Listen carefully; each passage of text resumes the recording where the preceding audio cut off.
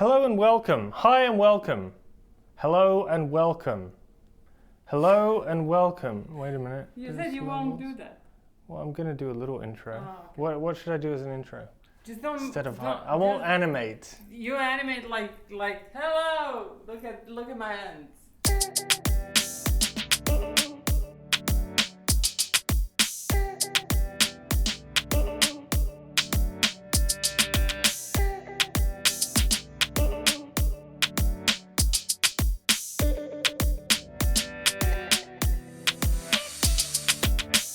Hello and welcome.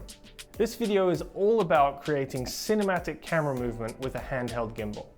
Now we all get excited using a gimbal for the first time. We wander around aimlessly shooting anything and everything. Usually this ends up looking wide, flat and boring. So I'm going to give you some composition and movement tips that will help your gimbal shots to really pop. I'm using my Moza Mini-S. This has quickly become my go-to compact travel gimbal. The thing I love most about the Mini-S is it folds up and fits in a small shoulder bag along with my ND filters and all the other little bits and pieces that I take out with me when I want to be light and fast. I sometimes hesitate to take a larger gimbal with me because I don't always know if I'm going to use it. I'd never hesitate with the Mini-S because I just fold it up and it fits right in. I don't even think about it. It means I've always got a gimbal on me just in case. First off, it's important to know your camera moves. The pan,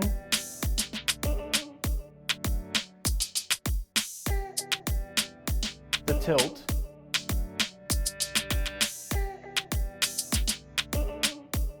the dolly,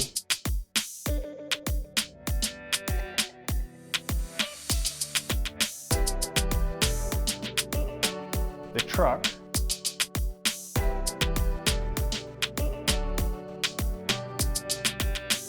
and the pedestal or boom. These camera movements are foundational to the language of cinema.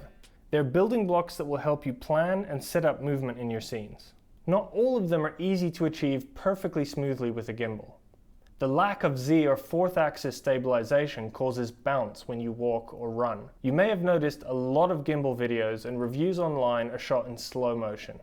This is because the slow motion playback smooths out this bounce and other inconsistencies in the movement, making it much less noticeable. Anyway, let's take a closer look.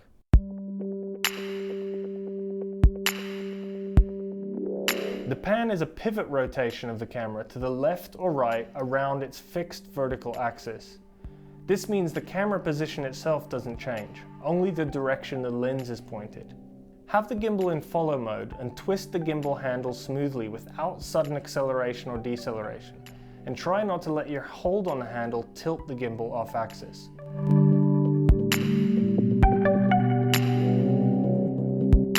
The tilt is similar to the pan, but it's a rotation of the camera on its horizontal axis to point the lens up or down.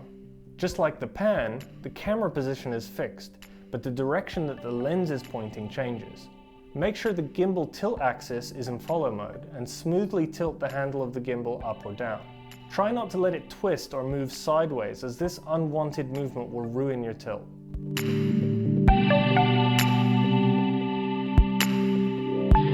The dolly is a movement of the camera toward or away from a subject. So this is a forward or backwards movement.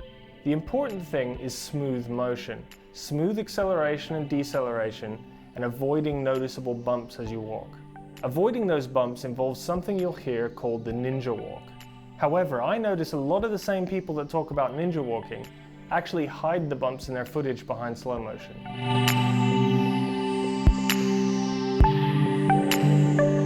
The truck is similar to the dolly, but it's a movement sideways, to the left or to the right.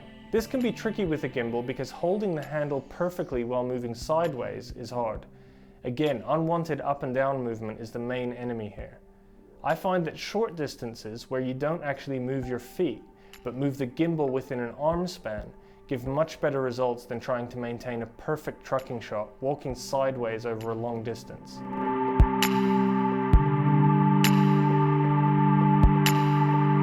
The pedestal is a camera movement up or down. It's usually achieved with a jib or a crane. You can achieve this by attaching the gimbal to a monopod or a boom pole to create a jib arm. Most camera movements that you'll see fall into these types, or a combination. Now that you know the types of camera movement, let's talk about composition tips. The most visually dynamic and immersive camera movements take advantage of the relative difference in the speed of motion of objects at different distances from the camera. Objects at infinity and far away will not appear to move very much at all, while objects close to the camera lens will appear to move very quickly through the frame. The best shots will always be layered. Use foreground objects to give a sense of depth to the shot. Moving the camera gives your audience the feeling they are moving through the scene. Be deliberate with your camera movement, to follow action or a conversation, to build drama and pace, or to use one continuous shot in place of a few different cuts. That's it for this video. If you've enjoyed it, please drop me a comment and subscribe. See you next time.